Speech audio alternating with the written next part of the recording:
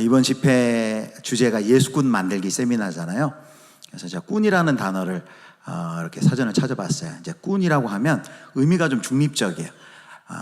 나쁜 뜻도 있고 좋은 뜻도 있어요. 뭐 술꾼, 도박꾼, 싸움꾼 이럴 때는 이제 나쁜 의미잖아요. 그런데 또 좋은 의미로 쓰일 수 있습니다. 이야기꾼, 뭐 살림꾼, 이렇게 굉장히 좋은 의미로 또 쓰입니다. 이 꾼이라는 그 단어가 사전적으로는 무엇을 굉장히 좋아하는 사람, 무엇을 굉장히 잘하는 사람, 그것에다 무엇을 건 사람, 이런 뜻이 있더라고요. 오늘 우리는 3일간 이 꾼이라는 단어에다가 복음을 담으려고 합니다. 예수꾼. 여러분, 예수꾼은 누구라고 생각하십니까? 예수꾼은 어떤 사람을 예수꾼이라 할까요? 열심히 교회 다니는 사람, 예배 출석하는 사람, 뭐 기도 생활도 열심히 하고 또 요절도 많이 외우고 여러 가지 예수꾼이 어떤 사람인가 우리가 얘기할 수 있겠지만, 오늘 우리가 요한복음 21장 말씀을 통해서 예수꾼의 자격이 뭘까? 예수꾼이라면 과연 어떤 사람을 예수꾼이라 할 수 있을까라는 것을 같이 생각해 보려고 합니다. 오늘 본문 요한복음 21장에는 이제 예수 그리스도께서, 부활하신 예수님께서 갈릴리 호수에서 물고기 잡는 제자들을 만나는 장면입니다. 이미 요한복음 20장으로 끝이 났다고 해도 크게 문제가 될 게 없습니다. 20장 마지막 절을 보면 20장 31절 이렇게 끝나죠. 오직 이것을 기록함은 너희로 예수께서 하나님의 아들 그리스도이심을 믿게 하려 하며 또 너희로 믿고 그 이름을 힘입어 생명을 얻게 하려 함이니라. 이미 20장까지 내용에 보면 예수님이 부활하셨고 또 제자들에게 나타나셨고 그의 위대한 또 사명도 위임 명령도 다 증거하신 이후입니다. 그리고 20장 31절에 이렇게 끝나는 것처럼 얘기해요. 그래서 이제 요한복음이 끝나는 줄 알았는데 딱 21장이 시작이 되는 거예요. 그래서 마치 21장이 부록처럼 붙어 있습니다. 부록처럼 붙어 있다고 해서 있어도 되고 없어도 되고 아니라 오히려 반대로 21장에 꼭 있어야지만 이제 사도행전의 역사가 시작이 되는 것입니다. 그래서 이 21장은 너무너무 중요합니다. 매우 중요한 것이죠. 예수님께서, 부활하신 예수님께서 제자들을 방문하셔야 했던 목적이 있었던 것이죠. 자, 그래서 오늘 그 의미를 살펴볼 텐데요. 자, 오늘 본문에 이제 부활하신 예수님께서 갈릴리 바다에서 고기 잡는 제자들에게 찾아오십니다. 비슷한 장면이 처음 예수님께서 제자들 불렀을 때랑 겹쳐요. 뭐 누가복음 5장에도 그렇고 마태복음 4장에도 보면 처음 제자들 부르실 때도 제자들이 고기를 잡고 있을 때였어요. 물론 그때와는 상황적으로는 좀 다릅니다. 그때는 예수님을 모르는 상태에서 그들을 부르시며 내가 너희를 사람을 낚는 어부가 되리라 말씀하시고 그것에 순종하고 예수님을 따랐죠. 그런데 이미 21장에는 공생의 3년의 시간을 다 보냈고, 그리고 예수님은 십자가에 죽으시고 부활하신 후이죠. 그리고 이미 세 번째 만나는 거예요. 이미 부활하신 예수님을 이 제자들은 이제 만났습니다. 그럼에도 불구하고 그들이 지금 갈릴리 호수에서 물고기를 잡고 있네요. 자, 그렇다면 여러분, 이들이 지금 낙향에서 물고기를 잡고 있는 이 모습을 여러분 어떻게 생각하십니까? 이것이 신앙을 버리고 신앙을 저버리고 지금 내려가 있는 것일까요? 학자들이 이거에 대해서 견해가 조금 나뉘어져요. 어떤 학자는 굉장히 이제 부정적으로 이것을 얘기합니다.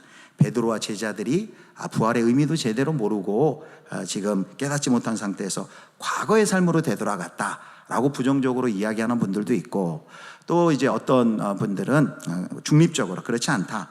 예수님께서 갈릴리에서 부활한 후에 만나자고 해서 갈릴리로 내려온 것이고 예수님을 기다리는 동안에 일상적인 활동을 한 것이다 라고 그렇게 해석하는 분들도 있습니다.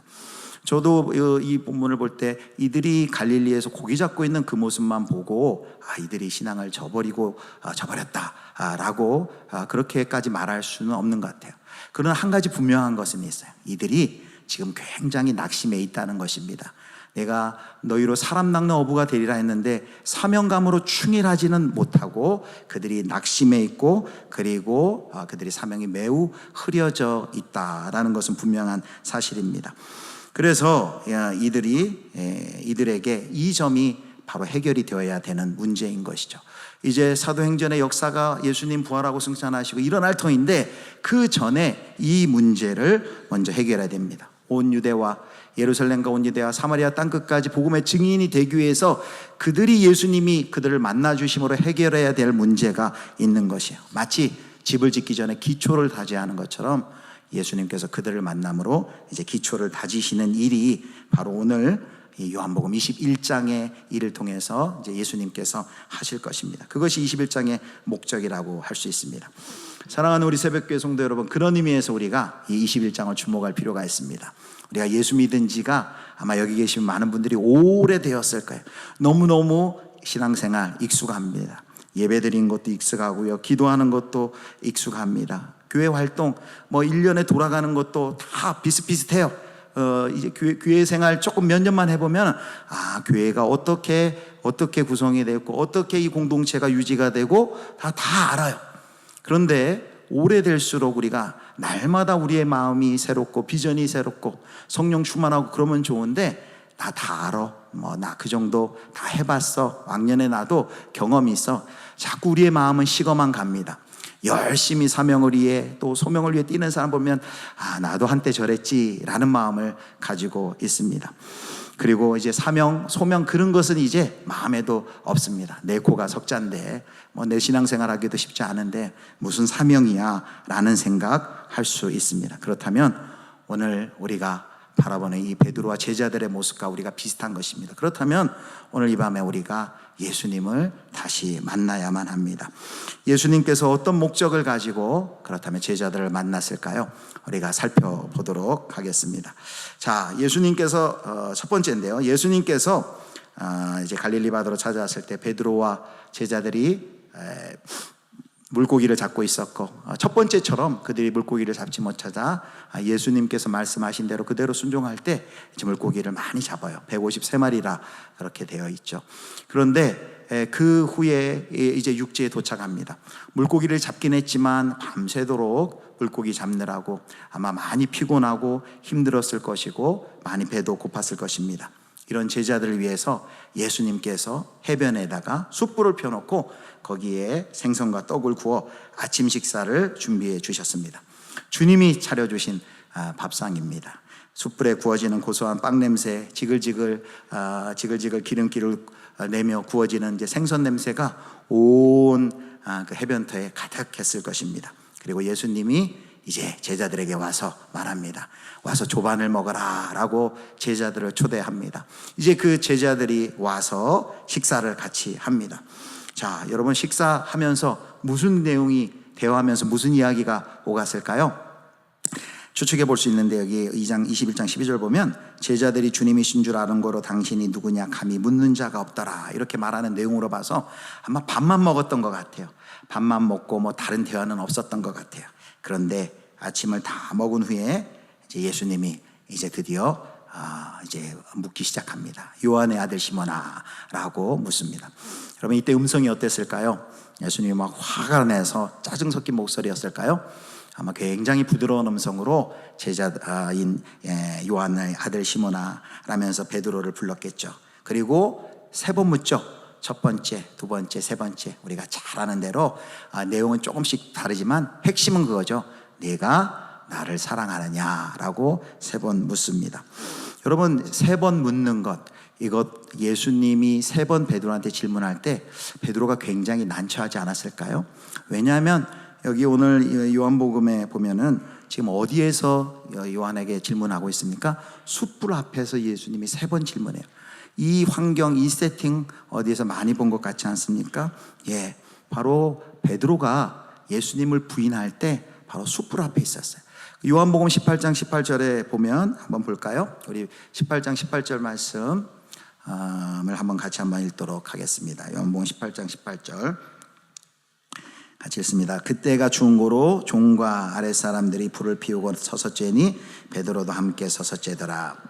여기 불이라는 단어가 나오는데요. 이 숯불이라는 뜻인데 여기 요한복음 18장 18절 예수님을 부인할 때 썼던 그 단어를 그대로 지금 21장에 그 와서 조반을 먹고 그 생선과 그 빵을 굽는 그 숯불이 똑같은 숯불이야. 정확히 똑같이 일치하는 거예요. 그러니까 아주 똑같은 환경에서 예수님이 3번 질문하는 거예요. 여러분 이 베드로가 얼마나 놀랬겠습니까? 예수님을 배반하는 그 성경을 똑같은 세팅 환경에서 예수님이 3번 질문하는 거예요. 베드로는 순간 그때에 예수님을 배반했었던 그 아찔했던 생각이 그에게 떠올랐을 것입니다. 사랑하는 성도 여러분, 이 질문 3번, 왜 예수님께서 베드로에게 이렇게 질문했을까요? 베드로를 곤혹스럽게 만들기 위하여서 예수님께서 그렇게 하셨을까요? 아닙니다. 결코 아니겠죠. 예수님의 의도가 있었어요. 이것이 바로 우리가 오늘 첫 번째, 바로 예수님께서 베드로를 찾아온 이유라고 말할 수 있습니다. 그리고 그것이 바로 예수군의 자격으로 이제 이어질 것입니다. 왜 예수님이 3번 질문했을까요? 베드로를 온전히 회복시키기 위함이었습니다. 여러분, 베드로 주님을 그렇게 배반해놓고 3번씩 배반해놓고 무슨 낯으로 주님께 사랑한다 라고 그가 이야기를 먼저 할 수 있었겠습니까? 그러나 베드로의 마음속 깊은 그 마음을 예수님께서는 아셨던 것이죠. 그래서 예수님께서 그에게 먼저 물으시는 것입니다. 베드로의 마음속 깊은 곳엔 뭐가 있었을까요? 그 죄책감, 내가 주님을 배반했어, 나는 죄를 지었어 라는 그 죄책감, 그리고 많은 사람들 앞에 그 수치를 당한, 많은 사람들 앞에서 그 도망가야 했던 그 수치심이 그 마음에 가득 있었을 것입니다. 그의 마음을 뭐가 붙잡고 있어요? 그 죄책감과 수치심에 가득 찬 베드로의 마음을 예수님께서는 잘 알고 계셨습니다. 그리고 예수님께서 바로 이 문제를 해결하기 위하여 오신 것이죠. 내가 이 사람들보다 나를 정말 더 사랑하지? 네 그 사랑하려는 진심을 안다. 네가 그렇게 나를 사랑하지? 라고 물으시는 것이죠. 주님이 왜 묻는지 베드로도 아마 알았을 것입니다. 마음이 통했어요. 그래서 베드로도 용기를 내어서 어떻게 대답합니까? 주님, 그러합니다. 내가 주님을 사랑하는 줄 주께서 아십니다 라고 3번 고백을 3번 할 수 있었던 것이죠. 사랑하는 성도 여러분, 주님께서 왜 그 자리 베드로와 그 제자들 가운데 찾아왔어요? 이거죠. 그 마음 가운데 있는 죄책감과 수치심을 치유해 주시고, 죄책감, 죄를 용서해 주시고 수치심을 치유해 주시고, 그 죄책감과 수치심에서 해방시켜 주시기 위하여, 그들을 용서해 주시기 위하여, 그 실패의 자리에서 다시금 일으켜 세워 주시기 위하여 바로 주님을 배반한 배신자인 베드로에게 나와서 3번의 기회를 주신 거예요. 왜 3번 기회를 주었어요? 3번 배신했으니까 이제는 3번 예수님을 사랑합니다 라고 고백하는, 그래서 3번 예수님을 3번 부인한 이제 베드로가 아니라 3번씩이나 최고의 사랑을 예수님께 고백한 제자로 다시금 회복시키기 위하여서 우리 예수님께서 베드로를 찾아가신 것이죠. 그래서 오늘 예수님께서 베드로에게 찾아오신 첫 번째 이유를 우리가 이렇게 정리해 볼 수 있겠습니다. 우리 첫 번째, 우리 같이 한번 읽어볼까? 1번 한번 띄워주시죠. 같이 읽겠습니다. 죄책감과 수치심에서 해방시켜 주시기 위함이다. 죄책감과 수치심에서 해방시켜 주시기 위해 예수님께서 베드로를 그리고 제자들을 찾아왔습니다. 사랑하는 우리 새벽교회 성도 여러분, 우리 예수님께서 우리의 모든 죄책, 수치, 실패, 모멸, 비참함을 십자가에서 다 담당하신 줄 여러분 믿으시기를 축복합니다. 예수님께서 그 모든 우리의 죄책, 수치심 다 십자가에서 지셨어요. 그래서 요한일서 1장 7절에 뭐라고 말합니까? 그 아들 예수의 피가 우리를 모든 죄에서 깨끗하게 할 것이요. 우리 요한일서 1장 7절 말씀 우리 같이 읽을까요? 그가 빛 가운데 계신 것 같이 행하면 우리가 서로 사귐이 있고 예수의 피가 우리를 모든 죄에서 깨끗하게 하실 것이요. 그 아들 예수의 피가 우리를 모든 죄에서 깨끗하게 하실 것이요. 그 피로, 예수 그리스도의 십자가의 보혈의 피로 베드로의 죄를 용서하시고, 그 마음에 또아리 뜨고 있는 그 죄책감, 그 수치심, 그 좌절감을 치유하셨습니다. 사탄은 어떻게 하든지 하나님 앞에 우리가 쓰임받지 못하도록 우리 안에서 이 죄책감을 계속해서 불러일으킵니다. 우리의 약점과 허물을 계속해서 기억나게 해요. 네가 그러고도 예수를 믿는 사람이, 네가 그러고도 제자야 라고 하면서 죄들을 생각나게 합니다. 올가매입니다. 그런데 성경이 뭐라고 얘기합니까? 로마서 8장 1절 2절 말씀 우리 같이 한번 읽겠습니다. 로마서 8장 1절 2절 같이 읽습니다. 그러므로 이제 그리스도 예수 안에 있는 자에게는 결코 정죄함이 없나니 이는 그리스도 예수 안에 있는 생명의 성령의 법이 죄와 사망의 법에서 너를 해방하였습니다. 아멘. 우리 예수 그리스도 앞에 예수 그리스도의 그 보배로운 피로 우리의 모든 죄책을, 수치를, 그리고 두려움을, 그리고 무기력을, 원통함을, 우리의 모든 그 상한 마음을 우리 예수님께서 십자가에서 다 우리를 깨끗이 해주시고 치유해 주신다고 약속하셨습니다. 오늘 이 밤에 우리가 첫 번째로 이 문제를 하나님 앞에서 해결하기를 바랍니다. 여러분 마음 가운데 있는 모든 죄책감, 수치심, 모멸감, 원통함, 억울함, 서운함, 분노, 우울함, 무기력, 섭섭함, 이러한 마음들이 우리 가운데 있어요. 예수를 믿으면서도 그러한 마음들이 있어요. 어떻게 합니까? 그 문제 가지고 하나님께 나가면 가로막혀요. 자꾸 죄책감에 휘둘려서 죄책감 때문에 하나님께 나아가는 것이 자꾸 막혀요. 어떻게 해야 됩니까? 우리가 그 문제를 해결해야죠. 그 문제를 우리가 예수님 앞에 나아갈 때마다 그 아들 예수의 피로 우리를 그 죄책감과 수치심을 깨끗이 씻어주시고 회복시켜 주옵소서라고 우리가 주님께 간구해야 하는 것이죠. 그래서 저희 교회에서도요, 기도 훈련할 때 꼭 이것을 가르칩니다. 우리가 먼저 모이면은 회개하죠. 하나님 앞에 회개합니다. 어떤 이단 종파에서는 회개할 필요 없다, 한번 구원받으면 더 이상 회개할 필요 없다 라고 이렇게 이야기하는 구원파도 있어요. 그런데 예수님 주기도문에 보면 거기서도 회개의 기도가 나옵니다. 우리가 회개를 해야죠. 우리가 예수 믿고 구원받았지만 우리가 죄를 지을 수 있습니다. 우리가 회개해야 됩니다. 또 우리가 회개 기도를 많이 하는데 우리 마음에 있는 상한 감정, 또 두려움, 분노, 시기, 원통함, 억울함, 여러분 이러한 문제 우리가 해결하지 않으면 하나님께 나아가 우리가 하나님과 함께 깊은 교제를 나눠야 될 터인데 그 교제를 나누는 것을 계속해서 방해한단 말이죠. 그래서 여러분 기도할 때마다 주님께 나아갈 때마다 그 문제를 놓고 하나님 예수의 보혈로 덮어주시고 회복시켜 주시고 깨끗이 치유해 주시고 보혈의 권세로 나를 깨끗이 씻겨 주실 줄 믿습니다. 여러분 우리의 문제를 하나님 앞에 나아가 해결함 받으시기를 주님의 이름으로 축복합니다. 자, 첫 번째는 우리의 죄책감과 수치심, 제자들의 죄책감과 수치심을 해결해 주시기 위해서 예수님께서 나오셨다 했습니다. 자, 두 번째입니다. 자, 이 세 번의 질문을 통해 예수님께서 베드로의 진심의 사랑의 고백을 끄집어냈다라고 했습니다. 그런데 베드로의 대답을 보면요, 두 번째 대답과 이제 세 번째 대답이 좀 달라요. 세 번째 대답이 첫 번째하고 두 번째하고 조금 달라요. 자, 17절 말씀을 함께 우리 한번 읽겠습니다. 17절 말씀 같이 읽겠습니다. 세 번째 이르시되 내가 나를 사랑하느냐 하시니, 세 번째 내가 나를 사랑하느냐 하심으로 베드로가 근심하여 이르되 주님 모든 것을 아시오매 내가 주님을 사랑하는 줄을 주님께서 아시나이다. 예수께서 이르시되 내 양을 먹이라. 자, 예수님께서 여기 세 번째 물어오셨을 때 베드로가 참 이상해요. 베드로가 어떻게, 베드로의 반응이 적혀 있냐면 17절 다시 보여주면 베드로가 어떻게 했다고 말해요? 근심하여 라고 말합니다.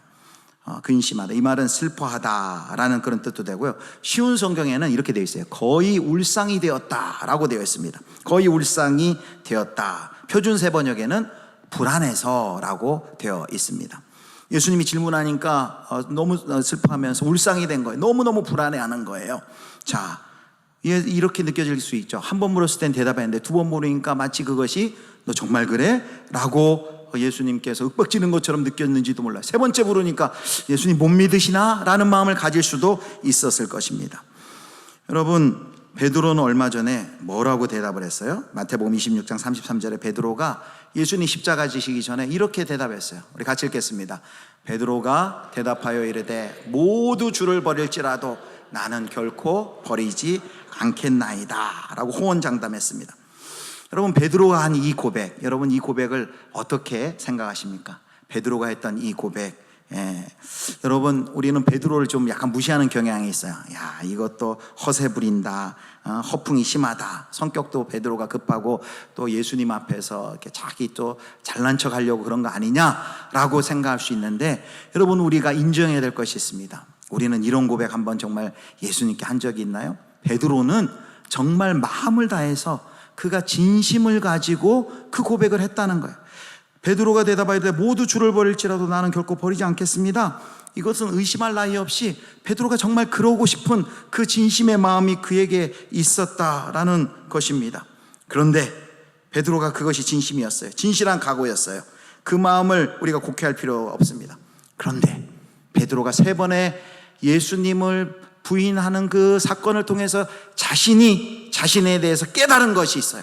여러분, 그것이 무엇일까요? 베드로가 깨달은 것은 이것이죠. 그가 가진 그것은 분명히 진심이었어요. 내가 정말 다른 사람들은 다 버릴지라도 나는 결코 주를 버리지 않을 것이고 나는 주를 위해서 죽겠다라는 것이, 그것이 의심할 나위 없는 그의 진심이었다는 거예요. 그의 진실된 마음이었어요. 그런데 베드로가 깨달은 것은 뭐였어요? 진심은 진심이었지만 그 진심을 지킬 만한 실력이 그에게는, 자신에게는 없다는 사실을 베드로가 여실히 깨닫고 만 것입니다. 그것을 깨달은 후 베드로가 어떻게 변하게 됩니까? 3번의 부인이라는 처절한 실패를 통하여서 베드로가 안 것이 뭐야? 내 진심만으로는 안 되구나. 내가 아무리 진심이 있다고 해도, 내가 아무리 열정이 있다 하더라도 나의 그 진심과 열정만으로는 안 되는구나. 뭘 깨달은 거예요? 뭐가 자기에게는 필요하다는 걸 깨달은 겁니까? 하나님의 은혜가 없이는 나는 안 되는구나. 어쩔 수 없는 존재구나. 소망 없는 자이구나 라는 걸 깨달은 것이죠. 복음성가 찬양에 은혜 아니면 나서지 못하네 찬양이 있잖아요. 은혜 아니면 나서지 못하네. 그 뒤에 뭐라고 고백합니까? 십자가의 그 사랑 능력 아니면 나서지 못하네 라는 찬양의 가사처럼 베드로가 깨달은 게 있어요. 그 참혹한 실패와 좌절 후에 그가 깨달은 것이 있어요. 하나님이 나 붙들어 주시지 않으면, 내가 아무리 정말 진심을 다해서 내가 주를 위해 죽겠다고, 다른 사람은 다 버려도 나는 버리지 않겠다고 결심한다 할지라도 그 진심 지킬 만한 실력이 나에게는 애초에 없습니다. 여러분, 그래서 이 17절의 고백, 27절의 고백은 무슨 뜻이에요? 뭐라고 베드로가 얘기합니까? 주님, 모든 것을 아시오매 라고 말하죠. 모든 것을 아시오매. 내가 주님을 사랑하는 줄을 주님께서 아시나이다. 내가 주님을 사랑하는 줄 주님께서 아십니다. 이건 첫 번째, 두 번째도 했던 말이에요. 그런데 3번째 묻자 베드로가 근심하고 울상이 되면서 그가 했던 말이 있어요. 근심하면서 내 모든 것을 아시오매라는 거예요. 여러분, 베드로가 말한 모든 것을 아시오매라는 그 뜻이 무슨 말입니까? 이런 뜻 아니겠습니까? 주님, 내가 얼마나 죄인인지 주님은 아시지 않습니까? 주님, 내가 얼마나 죄인인 것 주님 아시지 않습니까? 내가 결심하고 그것을 끝까지 지키겠다고 아무리 두 손 불 끈지고 다짐한다 할지라도 나는 그것을 지켜낼 수 있는 실력이 없는 것을 우리 주님은 너무나 잘 알지 않습니까? 이 진심마저도 제 실력이 아닌 거 아시지 않습니까? 내가 또 주님을 사랑한다고 고백은 할 수 있지만 그 고백을 내가 또 지킬 수 있는지 나는 자신이 없습니다. 나는 그렇게 연약한 사람입니다. 주님, 저를 불쌍히 여겨주십시오. 여러분, 바로 사도 베드로가 3번의 실패를 통해서 깨달은 것이 바로 자기 자신의 바닥이에요. 내가 주를 사랑하는 마음과 주를 믿는 신앙이 여전히 있음에도 불구하고 이 마음과 이 실력 가지고 나는 사명의 길 갈 수 없는데 라는 그런 패배감에 사로잡혀 그가 있는 것이죠. 그 진심을 가지고 주를 사랑하며 쫓는다는 것이 불가능한 자신의 모습을 그가 깨달았기 때문입니다. 그런데요, 놀라운 것은 예수님께서 오히려 이렇게 말씀하신 거예요. 바로 그거다. 바로 그 좌절된 그 마음이 필요하다라고 말하는 거예요. 여러분, 생각해 보세요. 예수님이 좀 베드로가 자신만만하게 주님, 다른 사람들은 다 주를 버릴지라도 내가 주님 따르겠습니다 할 때 예수님이 박수 치면서 됐어, 내가 너에게 양을 치도록 하겠다. 양을 쳐라 먹이라. 그때 좀 멋있게 사도직을 딱 많은 사람들 앞에서 그 사도직을 멋지게 드러내면 얼마나 좋습니까? 그런데 그런 멋진 결심과 다짐과 믿음의 견고함, 그 순간에는 예수님 아무 말씀하시지 않다가 예수님 3번 다 부인하고 완전히 실패하고 저 바닥 가운데 떨어진 베드로에게 찾아오셔서 뭐라고 얘기하는 거예요? 됐어, 너 바로 그 마음이야. 그 마음이 있어야 돼. 바로 그 마음 가운데 내가 너를 다시, 너에게서 내가 기초를 세울 거야 라고 말을 하고 있는 것입니다. 여러분, 베드로가 가장 부끄러워하는 자리, 가장 숨기고 싶어하는 자리, 연약한 자리, 바로 그 자리에 섰을 때 주님께서 영광된 직분을 맡기셔요. 여러분, 이것이 바로 예수꾼의 자격이에요. 하나님이 하시는 일이 이와 같다는 거예요. 우리가 잘 나가고 잘 되고 능력 있다고 우쭐할 때, 그때 우리에게 맡기시는 게 아니에요. 우리가 어떠한 존재인지 깨닫고 가장 바닥에 있을 때 거기서 예수님께서 기초를 삼으세요. 자, 그 예가 구약의 누굽니까? 시편 51편 17절 다윗을 보십시오. 그 자기여야만 하는 이유가 있어요. 51편 17절 말씀 우리 같이 읽습니다. 하나님께서 구하시는 제사는 상한 심령이라.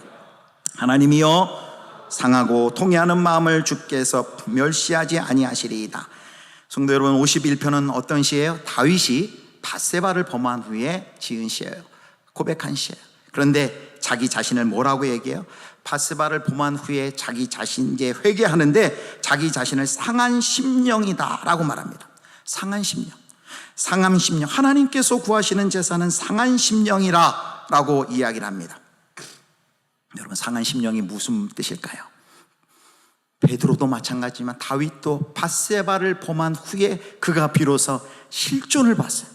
여러분, 51편, 시편 51편의 회개는 내가 이 일을 잘못했으니까 어떤 행위에 대한 그런 회개가 아니에요. 시편 51편의 시를 가만히 보면 이 회개는 존재론적 회개예요. 자신은 그 밧세바를 범한 그 죄를 통해서 자신이 깨닫는 게 뭐냐면, 내가 어머니 뱃속부터 죄인이었구나, 나는 처음 태어날 때부터 죄인이었구나, 나는 토해낼 수 있는 것이 죄밖에 없는 존재이구나 라는 것을 깨달은 것입니다. 자신이 자신의 죄를 해결할 수 없는 전적으로 무능한 자임을 절감하며 통회하는 겸손한 마음, 그것이 뭐라는 거예요? 그것이 바로 상한 심령이에요. 다윗이 이 상한 심령을 경험했고 베드로가 이 상한 심령을 고백한 겁니다. 그 상한 심령이 뭐예요? 나는 예수님이 필요하다는 거예요. 내가 이 정도의 실력이면, 이 정도의 믿음이면, 이 정도의 결심이면 내가 할 수 있습니다가 아니라, 하나님, 나는 아무리 내가 결심해도 할 수 없습니다.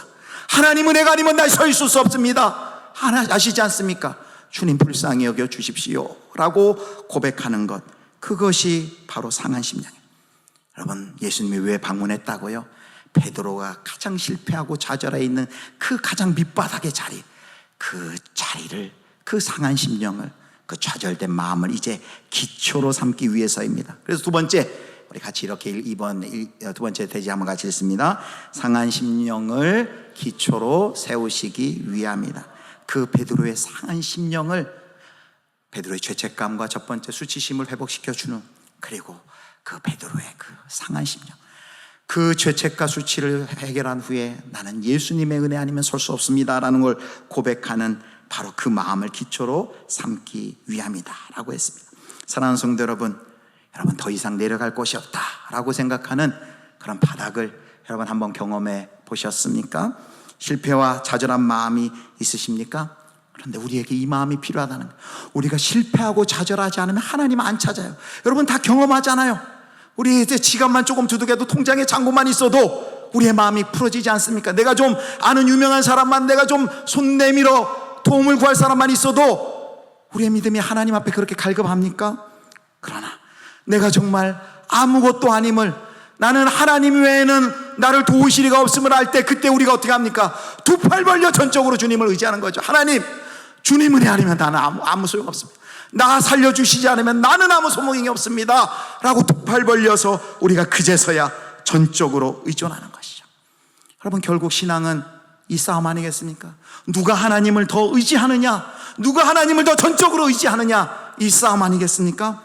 바로 그렇게 주님을 두 팔 벌려 의지할 수밖에 없는 그 상한 심령, 그 바닥에서 예수님은 바로 거기에서 그것을 기초로 삼아서 거기에서 다시금 사명자로 세우시기 위하여서 바로 이 베드로를 찾아간 것입니다. 사랑하는 성도 여러분, 이것이 바로 예수님께서 베드로를 찾아가신 두 번째 이유입니다. 자, 그렇다면 이제 세 번째, 우리가 첫 번째는 예수님께서 죄책감과 수치심에서 베드로를 해방시켜 주시기 위함이었고, 두 번째는 상한 심령을 기초로 삼으시기 위함이었다라고 했습니다. 자, 이제 세 번째입니다. 자, 21장 본문을 통해 보면 베드로가 변해 있어요. 여러분, 목회자들이 제일 소원한 게 뭔 줄 아십니까? 목사님들이 성도들이 변하는 거예요. 성도들이 변하는 것만큼 목회자를 행복하게 만드는 게 없어요. 성도들이 예전에는 이랬는데 이렇게 변화되고 이렇게 하나님을 더 사랑하고 이렇게 성숙해가는 모습을 볼 때 그게 큰 보람이죠. 그런데 베드로가 21장에 보면 베드로가 변해 있는 것을 볼 수 있어요. 도대체 사람은 어떻게 변할 수 있는 걸까요? 어떻게 여러분 변할 수 있을까요? 베드로가 어떻게 변했습니까? 이렇게 얘기할 수 있어요. 베드로가 예수님을 만나서 변화되었다. 근데 예수님의 어떤 모습을 만나서 바로 베드로를 사랑하시는 그 모습, 베드로가 예수님의 사랑을 경험했기 때문에 베드로가 변화된 것이죠. 왜 예수님께서 십자가에 죽으시고 부활하신 예수님께서 왜 거기 갈릴리 해변까지 베드로와 제자들을 찾아오셨어요? 제자들을 사랑하시기 때문입니다. 사랑하셔서 찾아오셨고, 그 사랑을 경험한 베드로가 그의 삶이 다시 한번 그 좌절의 자리에서 일으켜지고 회복되게 된 것이죠. 여러분, 지울 수 없는 실패와 치욕의 자리에 떨어진 베드로를 예수님이 용서하셨어요. 부드러운 음성으로 부르셨겠죠. 막 쏘아보는 눈이 아니라 부드러운 눈으로 베드로를 바라보셨을 것입니다. 따뜻한 아침 식사를 지어서 먹이고 그의 이름을 부르며 그에게 눈을 맞추며 정감 어린 호칭으로 베드로의 이름을 부르셨습니다. 그리고 내가 나를 사랑하느냐라고 세 번의 질문을 통해 세 번의 사랑을 고백하도록 회복시켜 주셨어요. 여러분, 예수님의 질문이 뭐였다고요? 내가 나를 사랑하느냐. 한번 따라해 주세요. 내가 나를 사랑하느냐. 여러분, 그런데 우리는 이걸 질문으로 그동안 알았죠. 그런데 여러분, 이 베드로 예수님의 질문에는 전제되어 있는 것이 있다. 전제되어 있는 내용이 있다라는 것을 여러분 아십니까? 사실 이 질문에는 전제되어 있어요. 뭐가요? 내가 나를 사랑하느냐. 그 앞에는 괄호가 이렇게 쳐 있어요. 큰 괄호가 쳐져 있어요. 그 앞에 괄호 속에는 뭐가 들어있을까요? 뭐가 들어있을까요? 이렇게 괄호 속에는 이런 말이 들어있어요. 나는 너를 사랑한다.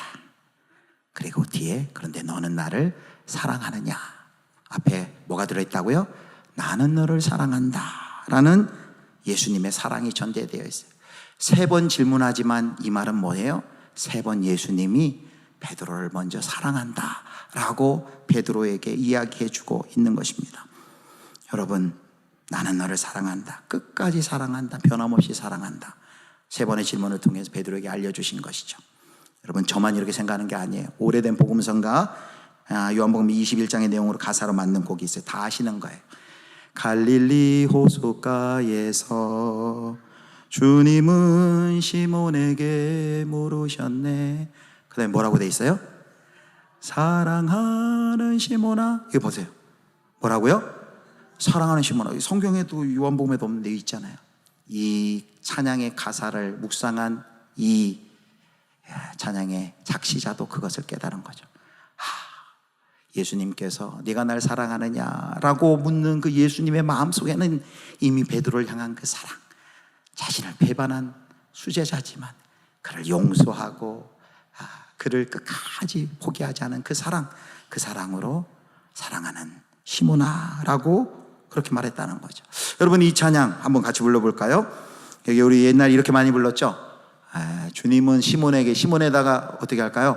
자기 이름을 넣어서 주님은 정일에게, 그렇죠?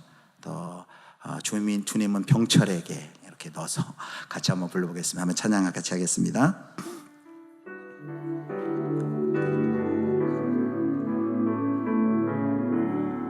갈릴리 바닷가에서 갈릴리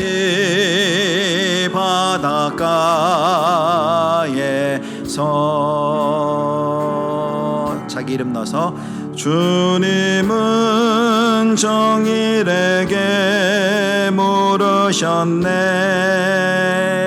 사랑하는 정일아, 사랑한 정일아, 넌 날 사랑하느냐. 오 주님, 당신만이 아십니다. 네, 사랑하는 시몬아, 예수님의 세 번의 질문은 그냥 질문이 아니라 세 번 내가 너를 사랑한다 라고 알려주신 예수님의 사랑의 고백이기도 한다는 것이죠. 여러분, 이 사건이 이제 세 번의 질문과 세 번의 고백 후에 예수님께서 본문을 보면 이제 주님과의 사랑의 관계가 회복된 자에게 주시는 사명이 있죠. 그게 뭐냐면 내 양을 먹이라, 내 양을 치라, 내 양을 먹이라 라고 되어 있어요. 그러고 보니까 순서가 있네요. 여러분, 사명이 있고 사랑이 있는데 뭐가 먼저예요? 사랑이 먼저예요. 사랑의 주님과의 관계가, 사랑의 관계가 회복이 된 자에게 주님은 그제서야 사명을 주신 것입니다. 신학자 헨리 나우엔이 통찰 있는 이런 언급을 했어요. 한번 보여주실까요? 제가 읽겠습니다. 이렇게 얘기해요. 사역이란 하나님의 사랑이 흘러넘칠 때 덤으로 하게 되는 것이다. 여러분 정말 그렇지 않아요? 사역이 뭐예요? 하나님의 사랑이 나에게 가득히 흘러넘칠 때, 그때는 하나도 힘들지 않아요. 막 덤으로 해요. 누가 시키지 않아도 해요. 진정한 사역은 그리스도를 향한 사역이 넘쳐 생해지는 자연스러운 결과죠. 그때는요, 힘들지도 않아요. 뭐 피곤하지도 않아요. 비교하지도 않아요. 그리고 열매를 맺어요. 제가 청년 때 여기 우리 새벽교회에서 청년 때 그때 가기를 했던 것 같아요. 뭐 이제 직장도 다니지만 그때 뭐 지금도 우리 청년들 또 중고등학생들 교회에 있는 거지만 교회에서 청년들하고 준비하고 같이 막 찬양 연습하고 발표하고 단기 선교 준비하고 막 이런 막 구름 위를 날아다녔던 것 같아요. 그 3, 4년의 그 기간 동안에 뭐 행복했고 뭐 즐거웠지, 뭐 이게 힘들다 어렵다 이런 기억이 전혀 없어요. 왜? 예수님 사랑하는 마음, 공동체를 사랑하는 마음이 가득하니까 그 사랑이 흘러넘쳐서 섬기는 것이 하나도 어렵지 않았습니다. 사랑하는 성도 여러분, 혹시 이 자리 가운데 우리 새벽교회 성도님들 가운데 사역하다가 지치신 분들 혹시 있지 않으세요? 열심히 일하다가 또 특별히 오래 신앙생활 하신 분, 나만 일하는 것 같아, 나만 섬기는 것 같아, 그런 생각하고 계신 분 있지 않습니까? 봉사하다 지치신 분들, 연말만 되면요 전화를 좀 꺼놓으려고 그래요. 왜냐하면 자꾸 전화가 와요.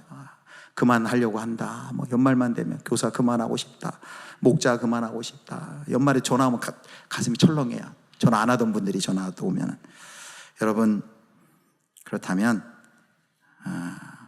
이 헨리 나원의 다시 또 하나의 이 말을 한번 귀 기울이시길 바랍니다.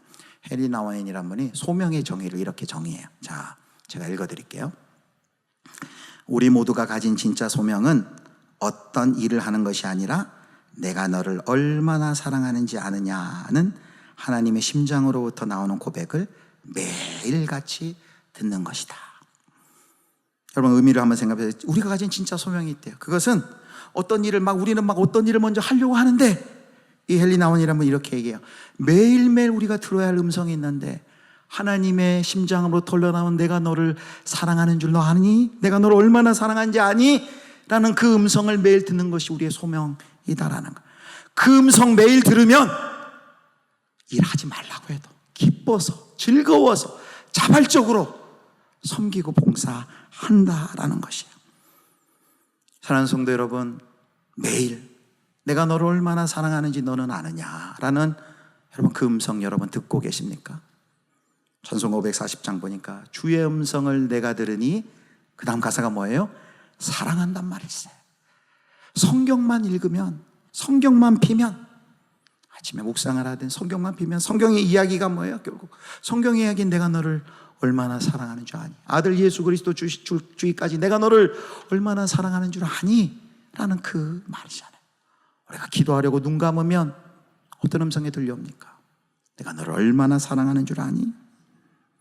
그뿐만이 아니죠. 교회 공동체에서 지체들을 통하여 우리가 듣잖아요. 그런 음성을. 내가 너를 얼마나 사랑하는 줄 아니? 가만히 우리가 믿음의 눈을 뜨고 보면 하나님이 계속해서 나를 격려하는 소리가 들리잖아요. 제가 유학 갔을 때요, 캐나다에 한 3년 정도 갔을 때 유학생들 다 거지잖아요.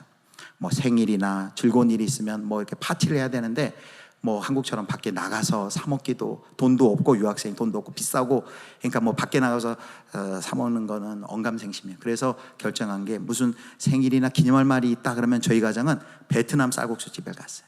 베트남 쌀국수 그때 좀 한 7불, 8불 그 정도. 팁 줘도 뭐 한 4명이서 먹고 오면 그래도 뭐 한 30불 안팎으로 하니까 큰 인심 써가지고 가서 베트남 쌀국수를 먹었어요. 그날도 우리 가족이 이제 베트남 쌀국수를 먹으러 갔어요.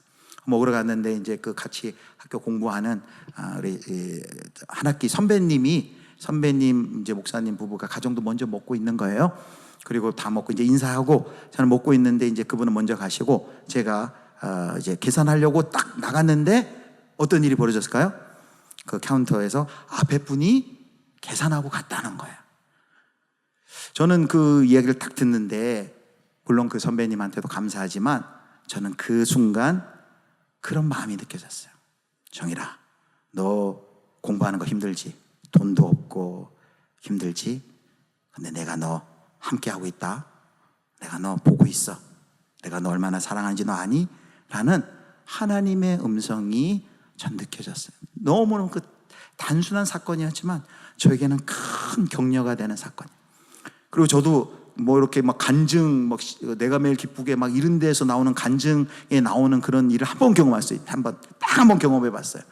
뭐냐면 이제 학비를 내야 되는데 한 학년 학비가 이제 3,000불 정도, 지금 더 비쌌는데 그 당시 한 300만 원 정도, 이제 돈이 싼 편이었죠. 300만 원 정도가 필요했는데 그 돈이 그때 없었어요.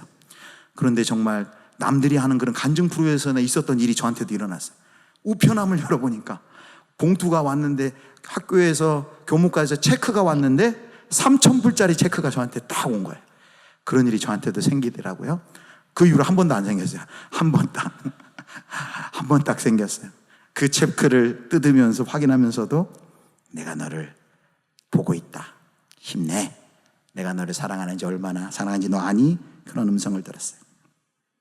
최근에 제가 이제 예수비전교회 부임한 지 이제 한 4년, 만 4년 막 지났어요. 4월에 이제 5년째인데, 이제 초보 담임 목사니까 이제 열심히 하려고 하죠. 그래서 열심히 하려고 하고 최선을 다하려고 하는데 내가 잘하고 있는지, 못하고 있는지, 그리고 이제 성도들은 좋아하는지, 도대체 설교의 은혜는 받는지 막 그렇게 고민이 돼요. 막 고민이 되는데, 그래서 우리 성도님들도 이렇게 말하자면 이제 MBTI로만 아이가 많으세요. 그래가지고 저도 아이지만 아이들끼리 모인 거예요. 그런데 표현을 잘 많이 안 하세요.